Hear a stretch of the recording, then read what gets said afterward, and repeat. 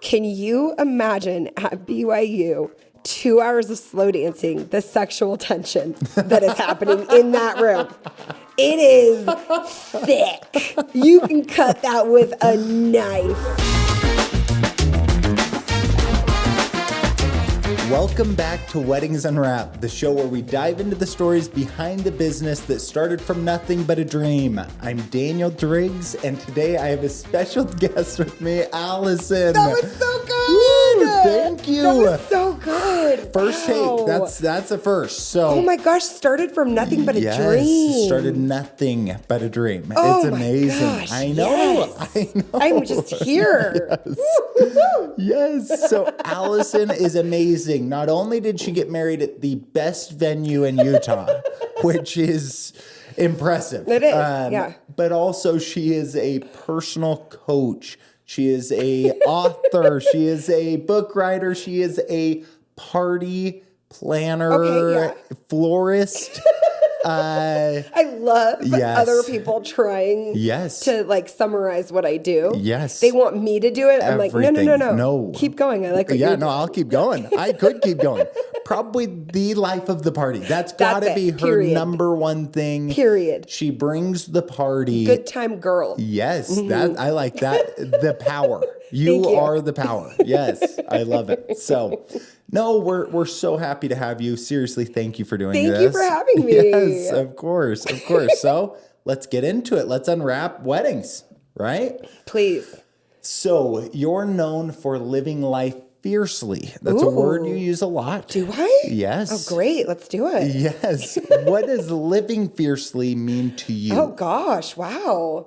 Do I use the word fierce? Yes. I'm not like contradicting. I just don't even know what I say for the most part. It could just be that is every vibe I get in the best way. Yes. Yeah, I really like that. Yes. I really like tigers. Yeah. Yeah, and crocodiles. Could be your spirit animal. Alligators, snakes, anything aggressive, really. Sneaky.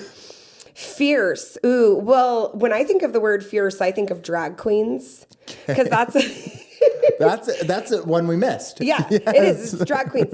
But well, I think there's actually like a company called like Fierce Drag Jewels. Yeah, like that is the name of the company, and they make the jewels that drag queens wear. Anyway, all of that to say, I think fierce is a sense of ownership. And I think I like the word fierce because it's not as like, I don't know, I see teeth, I see fangs, but I don't see like you ripping like a chunk of, like I'm not like biting and attacking you. Yeah. But I do have the fangs. Yeah. And the claws. I love that. So yeah, I think fierce is a really good word. I think it's direct. And people will often say, "Oh, Alison, you're so nice." I'm like, I'm not actually. I'm very kind. Yeah. I'm very kind, but I don't say it if I don't mean it. And I don't know. I really think that pertains to events. Yeah. And that events demand more transparency than I think people are comfortable with in a lot of ways. Totally. Right? Yes. And so I think that fierceness transferring into events is just that, again, that ownership, that preparation. You've got the things, you got the claws. You don't need to use them, but you can. Yes. No, and that might have been a load of BS. I don't even know what I just No, I think that's awesome. I think the biggest thing with events is you have this dream. You both need to fiercely protect that dream and go for it, fight for it. Yeah. And I think that we're in the wedding and there's so many people that are like, no, be logical. Or be like, oh, no, just do a normal wedding. The truth is, all a wedding is emotional. That's it. It's all emotions. It's a piece of paper that binds you to someone, kind of, but like it's only emotional. And so we are feeding that emotional side and we have to go for it. It does the perfect wedding really does add to an amazing life, I feel like. Yes. I think so. And I like the idea of looking at a perfect wedding as it's perfect for you. Yes. Yes. Right. And it's perfect and that's where I think like the fierceness and the ownership comes, is whether you're a planner, a bride, a person. Yeah. I think what's difficult in the wedding space of what I've noticed is when people come into the wedding space, it's like maybe the one time they're ever going to go to a florist. Yeah. It's the one time they're going to rent a venue. It's the one time they're going to work with an expensive photographer. Yes. And I think when people feel like out of their depth and not an expert at something, it's very easy to stop trusting yourself and what you do know. Because you're like, oh, these people, they must know more than I know. Yeah. When at the end of the day, you know, and this is when I work with anybody on an event, I'm like, okay, like, at the end of the day, you walk away from this event, what do you actually care about? And people have a hard time narrowing in on that, right? Yeah. And what it comes down to is, do you like talking to people? Would you be happy with a smaller group? Would you be happy with a bigger group? Do you like dancing? Like how important, like, Yes. and I even ask brides specifically, I'm like, how important to you is it that there's like an editorial? Oh, Like interesting. shoot. Yeah. Like when you, like what kind of pictures? Like, are you hoping to post these pictures on Instagram? Are you hoping to like print a book? Like, do you want them on your walls? Where do you want these pictures to go? To help them really start to narrow down, like, how do you live your life? And how does the event fit into that? Because like you're saying, it's essentially a celebration of a contract. Yes. Yes. And it's an important contract, but still emotional. Yeah. It's still an emotional contract. All events. And I like how you say it's emotional, because to me, events are essentially like a manifestation of a relationship. Yeah. So because an event is you interacting with someone, whether it's a keynote, whether it's a wedding, whether it's a dance party, it's a relational experience. And so how I show up at an event is like a reflection of how I show up at home at it, like when I talk to a friend. Totally. And so when I plan an event and it's for me or on behalf of me, I'm thinking in terms of things like, if you walk into my house, how do I want you to feel? How do I greet you? Do you just like walk in and know where to put your stuff? Right? Like different things like that. Yeah. So I don't know if I took us in a weird way. That's an awesome way, because yes, I love that. I think that very cool. I love that the focus should be on the feeling. It is not about as much the what happens or the minutia of everything. It's the how do people feel at your event, and what feeling are you wanting to provide to hundreds of your best friends and family. That is why the emotion is the most important part of these events. Is it's all that. So going back to you, because I love it. Thank you. I love it. Mm-hmm. How do you balance staying true to yourself and navigating social life and expectations and the world? Because you are one of the funnest people I know. Only next to you. Well, no, you are amazing. Well, thank you. And I think you do that really well. But how have you found that balance? Let's see. So I guess the question would be the balance between, essentially what you're asking is the balance between just allowing myself to be myself. Yeah. Whatever that looks like. But I do live in a society with rules and structures and consequences and niceties. Yeah. Yeah, I do. Yes. I live in a lot of denial that that things are a certain way. Love that. And I like living in a state of delusion. I like not knowing certain details that I find irrelevant to me functioning, that other people think are very relevant. Yeah. But I will say in the last few years, I have had to realize there are consequences. So I'm all about like, I don't want to play the game this way. I don't want to play the game this way. I don't want to play the game this way. And I've had to really just come to terms with the fact you don't have to play the game any certain way. There will be consequences. Yes. And so then it comes down to values. I think it really comes down to what do you value? And then how do you want those values to show up in your life? And where do they show up in your life? So if I really value connection, or I really value people being comfortable with themselves, right? Then what does that look like in the way I show up in a conversation? What does that look like in the way I show up as a neighbor? What does that look like? Essentially kind of going through all the different contracts, relational contracts as a sister, as a wife, as a partner, as a business person, as an employee, as an employer. How do I value connection in those relationships? So that's, for me, I'm usually focusing on something like that. And I've noticed that I can walk around micromanaging myself and what I say, and, be very carefully thinking about how I'm being perceived.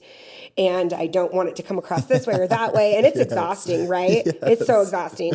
And I'm so much happier when I'm centering my behavior in my values. Yeah. Because they're going to show up differently. Yeah. Right? Like, I was on a podcast earlier this week, and honestly, I think I was really weird. I don't know. My husband's like, "You're going on a podcast again today," and I'm like, I just say weird things, but but at the end of the day, I check in with my values, where I'm like, well, I showed up to the best of my ability. I showed up with these intentions in my heart, or maybe even I'm like, oh, did I set an intention before I went in? Okay, so rather than sit around and kind of micromanage and nitpick my behavior, I'll look at, how did I show up align with what I want the values to be? Yeah. And so then it becomes this idea of balance is really, what is balance, right? It's so sometimes I show up kinder or nicer, and other times I show up with an edge. But my values are the same. I am a person, I fluctuate in how I show up. But as long as I'm checking in with those values, where it's okay, so my values call for repair if I have been a jerk. Yeah. Right? Yes. So it's constantly, for me, kind of checking back in with those. And I have found that to be the least anxiety inducing way to live. I love for that. myself. I love that. I love value-based and value-driven situations, and just going back to those, because that's all we can ask for is, and no one can have too many, or not, or you can have too many. Is if your value is power, then you're going to have different consequences. Exactly what you're saying. It's very interesting. And I can see in the past how a value of mine was power. Yes. And a value of mine was making sure that people felt like I was worthy of whatever. Yes. If I'm on a stage, if I'm on a podcast, let me prove to you. Yeah. And I through a series of events, unfortunate events. Tends to be that way. I don't feel that way anymore. And it's wonderful, because the consequences of feeling the need to prove can be very exhausting. Yeah. But also there are consequences of, I don't feel the need to prove, so I don't show up in a certain way. And some people really did buy into me proving myself that way. Yeah. Yeah. And because I'm not proving myself that way, they don't buy into maybe what I'm doing. And that's okay too, right? Because then I go back to values. Yes. Where I'm like, I do value impact and I do value connection, but at what cost? Yeah. Right? We wrote this question, and I'm really excited to ask it, because it goes with a lot of what you're saying. And you have a quote in your book. It is suffering is, or is it from the book? I know what quote. It's Leon Bloy. Yes. And there are places in the heart that do not yet exist. Suffering has to enter in so they may come to be. Yes. Is that it? No, but that's a good quote too. Well, this is a different quote, but I like that one. That one works. That one's great. I was so cocky. I was so smug about it. I was it's great. I know exactly what you're that talking is about. Very similar to this quote. The other quote I think is, suffering is scooping and carving out places for joy and light and love to come in. Oh my gosh, that's good. Yeah, I did write that. Yes. Yeah. Yes. That's great. Look at Good you. job, me. It's amazing. Oh my gosh. I'm going to tell people I wrote that. You should. You should tell people you wrote a book. This is amazing. No, it's awesome because, and going with both of those quotes, suffering is a big part of that personal growth. And that, what does that mean to you? Suffering, like the quote, or suffering scooping out places? Meaning more, talk to me about how suffering has helped you get to where you are through all of... That's a really good question. I like the question. I'm going to tell you why I like it. I like the question because it presupposes. I love presupposing. Yes. I love the question because it presupposes that suffering does help you. And it does. I think that there are several types of suffering, and one type of suffering that we are all very accustomed with is self-imposed suffering. And then there's, and self-imposed suffering, it really is like shame, rumination, trying to control how you're perceived will definitely lead to self-imposed suffering. Yeah. Yes. Right? And then there's the suffering that is just born of circumstance, living in a world, other people's actions. And when it comes down to it, it goes back to, I think a lot about dying. I think a lot about, like, if I die in a week, what am I not, what have I not done? Or like, what have I not said? What have I not contributed if I'm dead? And I've been thinking about it like a lot recently. I feel like it's a very clarifying question. Yeah. But for me, I just come back to, so I always wanted a book contract. So this is, I think that this will answer it. It's a little bit of a story. So I've always wanted to write a book. I always wanted a book contract. I didn't just like want to write a book and self-publish it, even though I had the platform. I could actually probably would have been better to do, like truly looking back now. Yeah. But I got what I wanted, and what I wanted was one of those top publishers, HarperCollins. I got it. I got what I wanted, right? And I remember it was 2020, which I don't know if you guys remember 2020, I don't right? Remember. It was a weird year. Yeah. So I'm literally, my dream has come true. But at the same time, the internet is crumbling, right? Like, cancel culture is at a peak, social injustice, national pandemic, worldwide pandemic. Yeah. Little old me writing a book seems real stupid. Like, truly. I'm like, this is real dumb. And I'd spent so much of my life white knuckling everything I was doing, where it's like, I've got this big keynote. Okay, I'm just going to hold on until I've got it. I've got this event. I've got this product launch, and I hold on and I get it done, and then on to the next thing. And I was just done doing that. And the way that I became done doing that was by practicing the things I talk about on my podcast, in the books, in the writing, in the coaching, in the programs, teaching what I taught, which is all values and human needs psychology, like a lot of these things, always clarifying. It helped me see, like, I don't want to live with the self-imposed suffering. I don't want to put work out there only to never get to enjoy it, right? Never get to go to the party and have fun at the party. Yeah. And so I was driving down the hill. I was going to get my eyebrows waxed. Thank you. And I was driving down the hill, and I had my hands on my steering wheels, and I said to God, fine, you big jerk. Oh, this is how I talk to God. It's like, good. You big jerk. We're in a fight, number one. Number two, I'm only talking to a female. Move over, right? Like, I do this whole thing. And I said, I will write this book. I will show up to my computer. I will show up. I will sweat. I will work. I'm not afraid of working hard. But I will not do it the way I've done everything else, which just was with so much anxiety and so much self-doubt and so much needing to prove and so little compassion for myself. And I just said, I won't do it. I won't do it that way. I didn't know what I was asking for because guess what? I don't do it that way anymore. But the suffering came in and is the suffering. I mean, I had a debilitating chronic illness come in. I was like out for a year and a half with it. There were no answers. I just was put in situations, even like gaining weight, even your physical body changing, financial success. People really liked me and they were really interested in what I was doing. And I thought it was because they liked me. It might have been because I was just like a thing.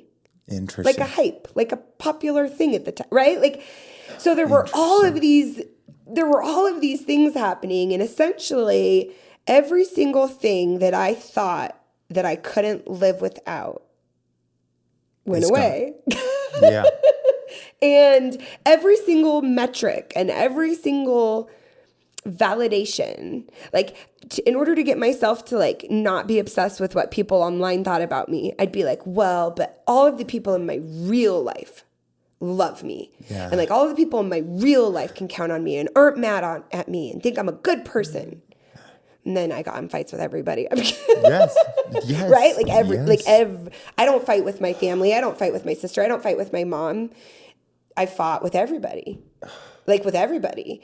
And it was a lot of suffering. It was a lot of changing, and it took a lot of repair, and still in repair in a lot of ways. But man, I'm like dangerously free.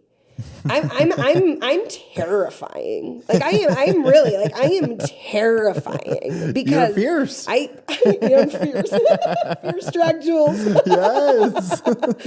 They're a new sponsor of this show. It sounds like. Please, I would hope so. It'd actually be a great sponsor because for events, you would have really good things there. But I don't know. It just makes you so powerful. And I feel like true strength and true fierceness is not thinking that you can control bad things from happening, not thinking that you can keep bad things from happening. It's knowing that you have the mental, emotional fortitude to overcome and live through whatever happens. Yeah, that's so cool. I love that. And for me, I get very... it's me to the core because that is business. It's all of it. Well, you and I are so similar because at the end of the day, we really care. Yeah. Like we really care. We're passionate. I don't just kind of care. Yeah. People are like, how do you care? And I'm like, how do I not care? Yeah. Like, you tell me. Yes. Yes. We both really care. We're really passionate, Yeah. which I bet you have a tendency, like I did, make things personal. Yeah. Now, the reason why I make things personal is because I genuinely thought that meant I was doing a good job. Because like if I don't take it personal, it's like I don't care. Yes. Right? And that's the metric that a lot of people like us live by. It's the passion. It's the amount of attention we put on things. It leads me to ask a question of, if you're giving advice, you've started many businesses now. What part of suffering has helped, or even going into a lot of what you just said? Yeah. Why is that a crucial piece in your mind for business owners and people who are starting? That's a good question. Yeah. It's empathy. Yeah. And so like, I mean, I'm just going to level with you. Okay. I haven't been in a room where people don't care about talking to me for a long time. And I didn't even realize it. I didn't realize I was in that position. I didn't realize it until recently. You're in a room. I've been in rooms and I'm like talking to someone and they legit don't want to talk to me. They're like, who? They don't care who I am. They don't know who I am. I'm not like, I don't look like somebody who's going to help them get what they want. Like I was at this music event that my husband had produced the thing. And so there were a lot of people I didn't know and they were a lot younger. And I was just super happy to talk to people. And I'm like talking to these kids. I'm talking to these people and they're like, oh, my friend's over there. See ya. And I'm like literally standing by myself with nobody talking to me. And I just was like, I wanted to be able to show up and find people and help them and talk to them and feel for them and tell them that they're needed. And me having this experience is absolutely necessary to that. Yeah. And so in a lot of ways, the experiences I've gone through where it's like I had a chronic illness in my bladder, which try being in your 30s and going like there's old people. Yeah. There's the old people. The people at the bladder doctor are old. It's me and the 80-year-olds, okay? And then they go, you go to a gynecologist, and the gynecologist is like, you go to the urologist, and like they literally send you all over the place, right?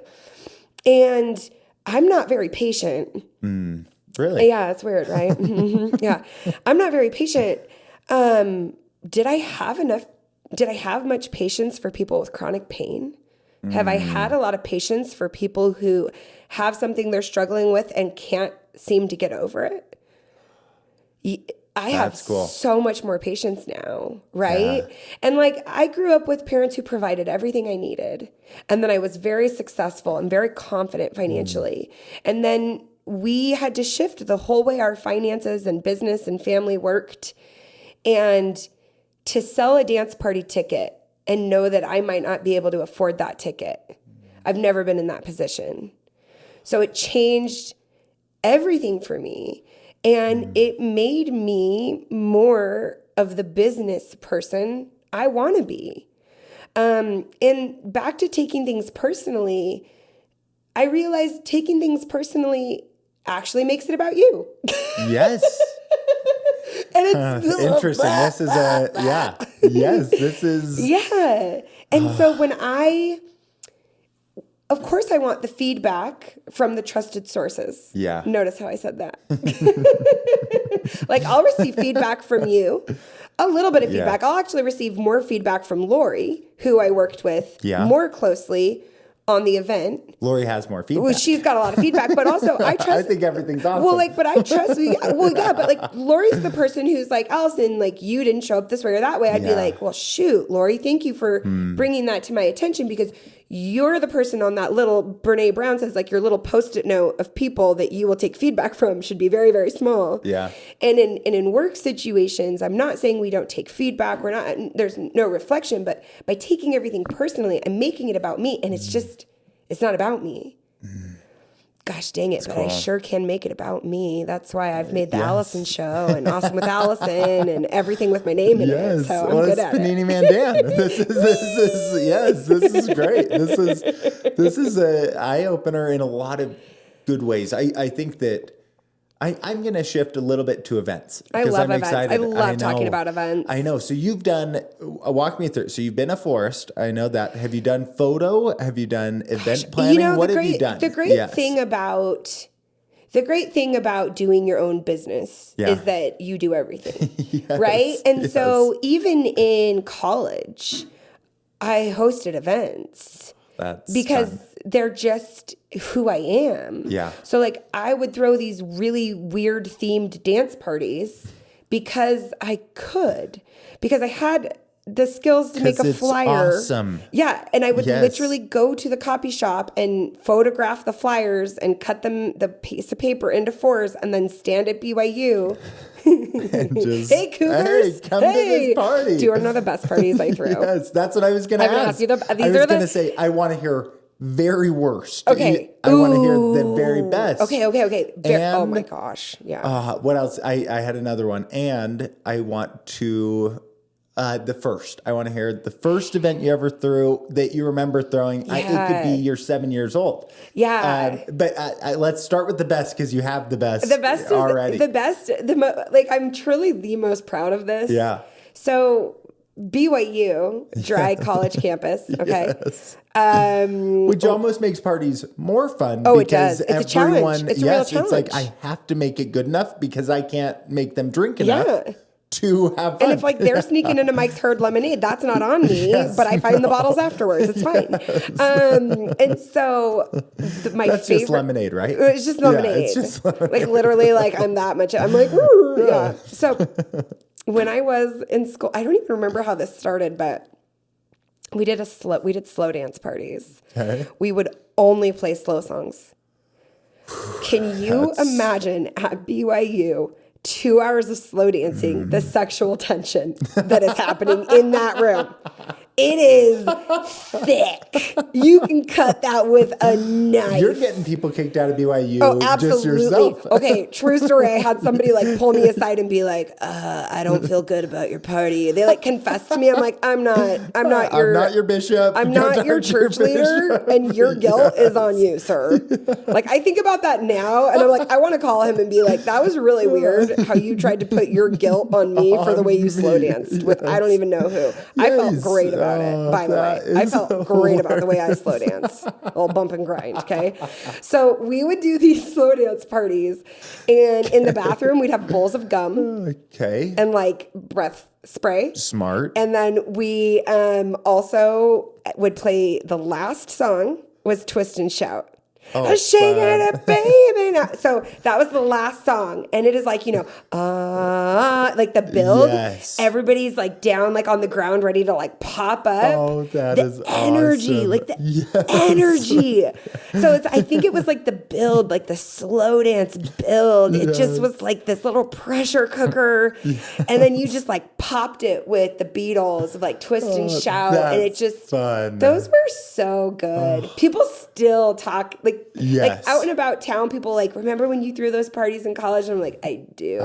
Another thing we did in college is was that your best, worst, or first? That's all of the above. I was going to say, that's all three. When you said first, I remember planning my birthday parties.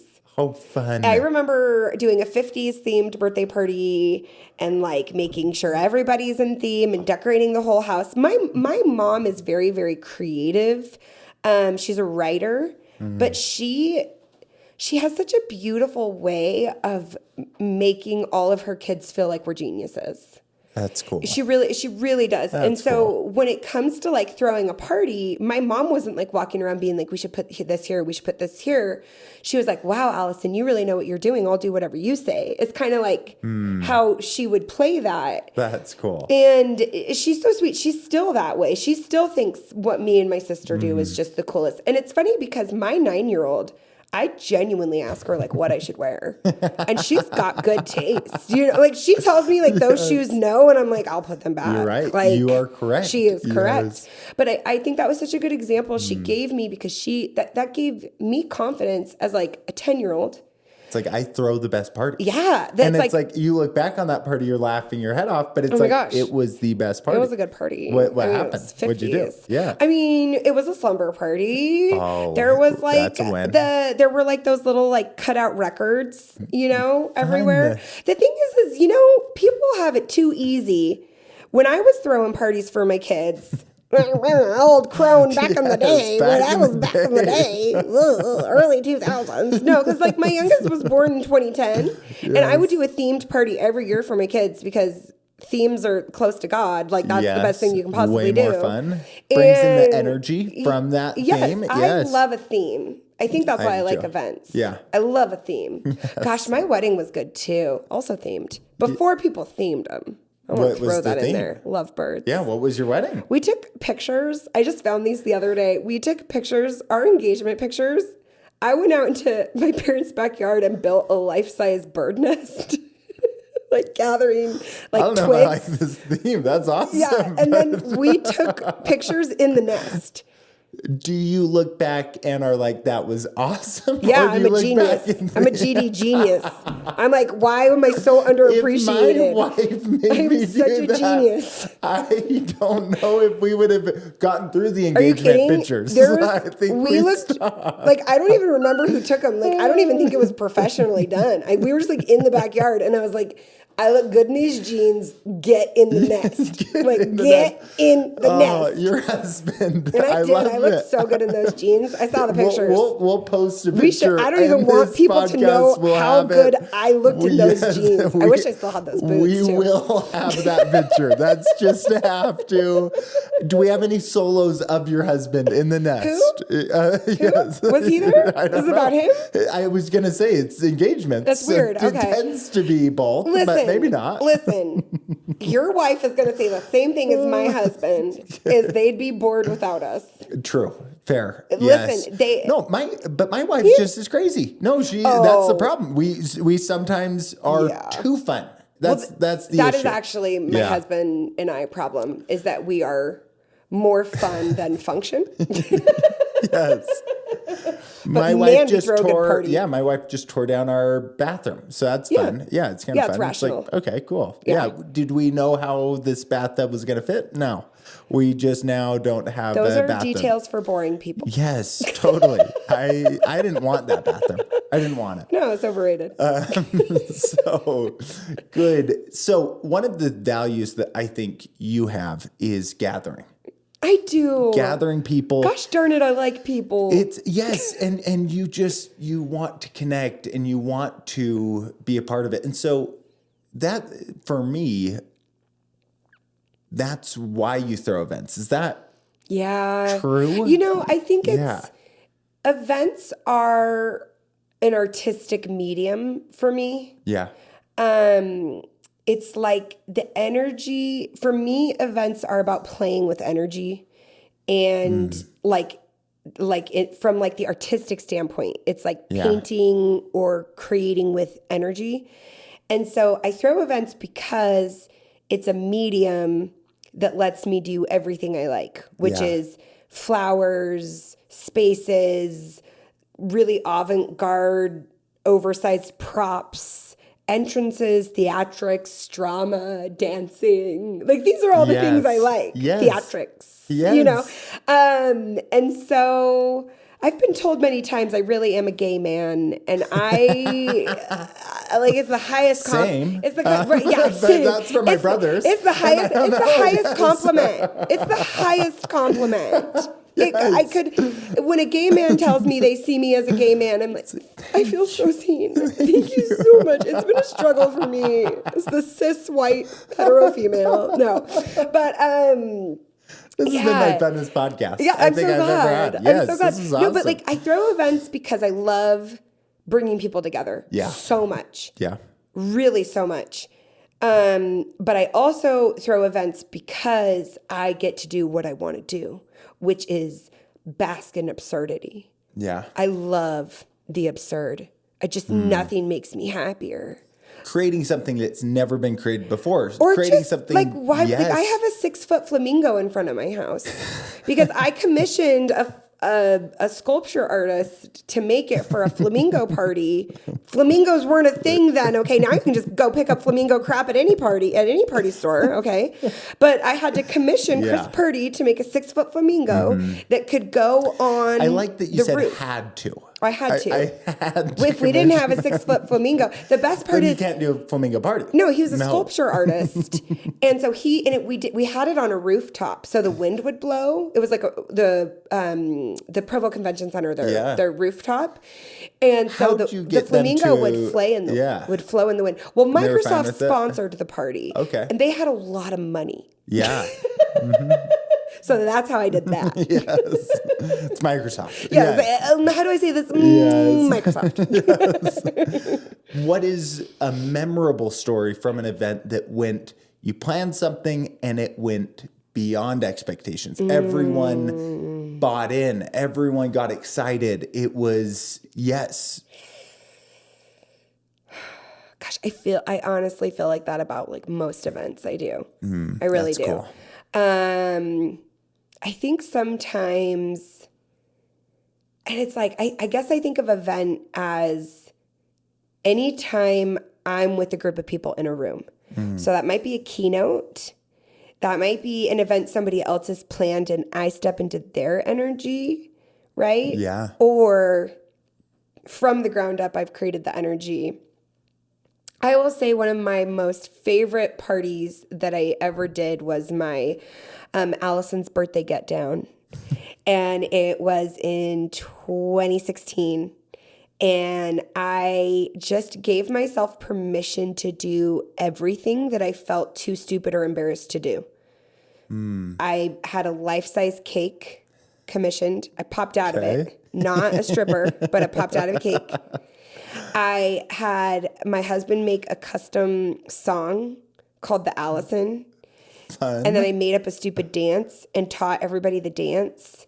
Because it was my birthday party. I just gave myself permission. I mean, there was it's 600 your people birthday. there. Yeah. Yes. But I printed out, this girl had illustrated my face and I printed my face and put it on sticks and then handed them out. At one point, there was a balloon drop. I just like a lot of, revelry, festiveness. Yes. Oh, so one thing that inspired me my whole life. Have you ever seen the movie Girls Just Want to Have Fun?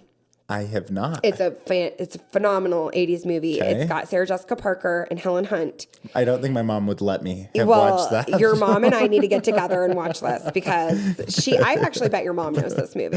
I don't know your mom, but Sure I know she enough does. that I think I know this. So there's one part where Helen Hunt takes over for this essentially an MTV VJ type of host. Okay.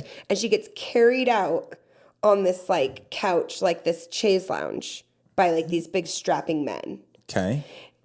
That was the end all be all fantasy for me. So I created a party where that happened. You're I just need this to happen. Yeah. I just need to be carried out. This It's has super to happen. reasonable. Yes. But then what I like to Super do reasonable. is if I'm going to do it. So that was for Allison's Cabana Boogie. Carla built this throne. There's always a throne of awesome at my parties, a throne that you sit in. And the throne, it was like a ladder on either side of the chair so that guys could hold it and carry you. Fun. So then for the photo op, everybody got to sit in it and be lifted. How exhausted were those guys at the end? How many girls' numbers did they get? Boo True. hoo. Fair. Yeah, Fair. boo That's a hoo good for trade. them. Yeah, There's no, you're right. hundreds of women. You saw my party. Yes. These girls, they're there for a good time. And they're single or not, they are ready to mingle. Hopefully single. Hopefully We'll see. single. We Hey, promote single. Not my business. I told you, love I'm this. real accepting. I love this. I love this. Look how much fun we're having. Yes, this is awesome. Okay, we have two more questions. Woo!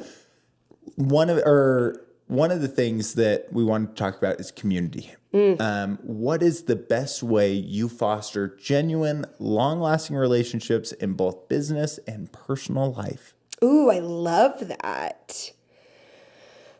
I mean, there's quite a few things. I think especially if you're an event person, I would so much rather throw a party than go to a party. Yeah. Yeah. Right? I would, Sometimes. yeah. Yes. I honestly, most of the time, I'd rather be in charge or be behind the scenes. And if I show up at your house, I don't actually really want to talk to people as much as I want to move your tables around. Yeah. Right? Yes. For a lot of the time. And so I think with community, it's remembering how much it means to show up for people. So there have been so many people who have showed up for me over the years. And what's been really cool about my life shifting and slowing down in certain ways is that I've had the opportunity to show up for those people who have always been so amazing at showing up for me. But because I was super busy and traveling and honestly probably just not thinking about some of those people. And I think that that's a really important aspect of community. And I saw this quote and I really like it. It's on Instagram, yeah, whatever. Yeah. But it No, essentially, you were reading this I was book. reading It this was- book, it's a interesting. physical It's copy real. of a book that I own. But it was talking about how the older they get, the more they realize the friendships they keep are low maintenance ones. And I do agree with that. Where in some ways, where it's I have friends that if I don't call them or I don't hear from them, I don't think there's some problem. Yeah. They might be going through something, Yeah. right? And I think with keeping business relationships,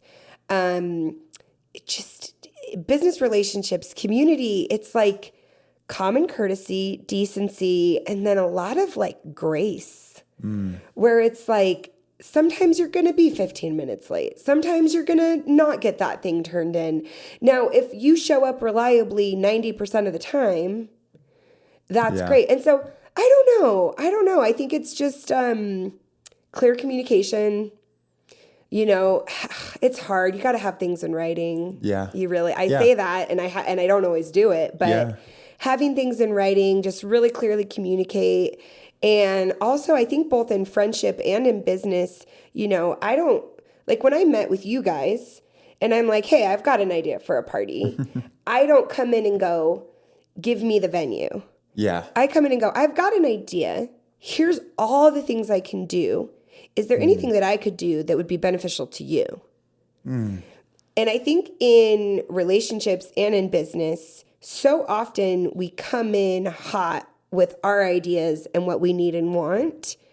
But really, it's all about making it as beneficial for both parties as possible. Yeah. Or like noticing like sometimes like maybe I'm going to give a little bit and you're going to give a little bit, right? Yeah. We take turns and just not being so uptight about it. I love that. No, I love that.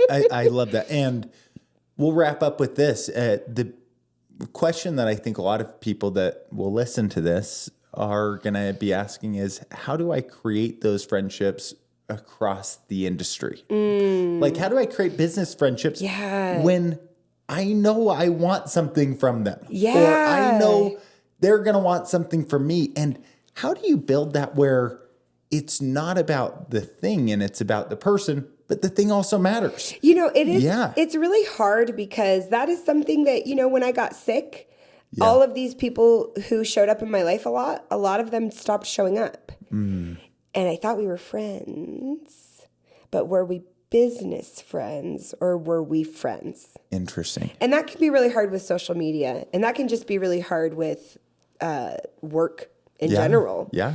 And I think it kind of just comes down to knowing where you're at and being really honest about what you expect. I've spent a lot of time feeling like really, really bad that I didn't give somebody enough attention or like I didn't talk to them long enough. But information has confirmed that sometimes in those situations, those people really were only talking to me because they wanted something. Yeah. But I didn't think they were. Right? So it's like, I think at the end of the day, it comes down to, it's like, you just really can't worry about everybody else. Yeah. Like you have to go with your gut, look for red flags, people who show up and say they're going to do what they're going to do, trust those people, and people who don't, send them love and don't work with them. Yes. There's a lot of people that I really, really like that I would not work with. Yeah. I just don't work with them. Yeah. Why would I work with them? It's going to make me not like them, But I will say the number one biggest way to meet people and start fostering those relationships is to show up. Show up at other people's events. Show up and volunteer for other people. Show up and give people your time. If you want to be an event planners always need grunt labor. Always. Yeah. Always. Yeah. And you want to know when people don't stay is after the event. So if you want to get in with someone, stay after the event and help them clean up because only them and their brother and maybe their like child are still there cleaning, right? Yeah. And so it's like, show up, go to the events, be uncomfortable, go alone. I go places alone all the time. If you show up with like a buffer or somebody on your arm, you completely change the way you behave. Going to conferences, going to wedding trade shows, really don't be too good to be a part of the community. Yeah. Because you need that community because you might be getting all the offers and jobs and everything in that moment. But you're going to need to diversify. So my husband is teaching at UVU music business. It's business for musicians. Yeah. And he keeps telling them, and I think it's so lucky that they have him. He keeps telling them like so many of like the multiple figure contracts I have right now are from people I knew in college. From making friends with the film students in college, making friends with the artists in college, all the other interdisciplinary connections. And so my dad says this, and I think this is great advice, and it's like, always show up wherever you are as if it is the place that you want to be, like with your job and your connection, because the way that you're going to get new opportunities is always a direct result of what you are doing right this minute. Yeah. So you always if you're working at Taco Bell and you want to be a wedding planner, you show up to Taco Bell the way you would want to show up as a wedding planner. You organize, you run that Taco Bell like you would an event, right? And honestly, you could learn a lot about managing an event working at Taco Bell. Maybe I should go get a job there. But like, that's really what it would be, is show up. Yeah. Show up, and also like, don't be icky. I was going to say that one of my things with showing up and being all in is go all in. In the wedding world, there's so many people. The community's very close because there's so many people that start a wedding business for a week or two because weddings are fun. Yeah. The issue is behind the scenes of weddings, not as fun, not as dirty. Magical, not as exciting, for me, yes, it's I'm willing to do the hard things. Those are the people that stay in the wedding world. Those are the people that crush it in this wedding world. And that's why the community is so willing to help out people, is because it is hard. And there are so many ups and downs. We're in the emotional business. We're in the entertainment business. And we want to support some of the biggest things of people's lives. Yeah. So, okay, well, we'll wrap up. Thank you, listeners. Thank you. Yes, thank you, Allison. This is amazing. Talking about events. Yes. I want to talk about them forever. Yes, well, we're throwing more events. So, yes, and we'll throw more events here. We'll let you know when Allison's ever here at the Northampton house. We'll always have Crisp here making good food. Oh, so good. I want one of the little I want one of the little fries. Yes, the little dips. Yes, it's amazing. So thank you. Thank you for tuning in. Thank you, or be sure to subscribe to Weddings Unwrapped. And if you enjoyed this episode, leave us a review. Follow us on Instagram, Facebook, and X, not Twitter. It means a ton if you share. We will be back next week with another inspiring story. Until then, keep chasing your dreams. And that is a wrap. Woo!